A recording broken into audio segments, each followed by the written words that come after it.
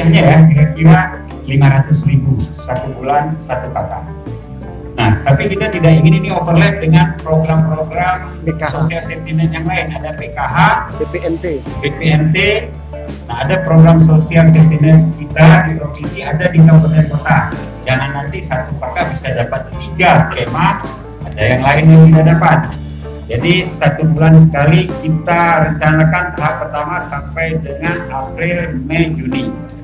Kalau COVID belum selesai, kita lanjutkan Juli, Agustus, September. Saya berharap September selambat-lambatnya COVID ini sudah berlalu. Nah, skemanya boleh sembako, boleh BLT. Kita selalu berkonsultasi dengan pemerintah pusat. BLT pun kalau itu dimungkinkan berbasis data yang valid, itu akan kita lakukan. Atau bentuk-bentuk yang lain nanti sedang kita exercise. Yang jelas tahap pertama sembako kita jalankan untuk bulan April, nanti Mei kita lihat lagi apakah sembako atau sebagian sembako, sebagian uang tunai bisa saja. Nanti itu akan diumumkan oleh Kepala Dinas Sosialnya.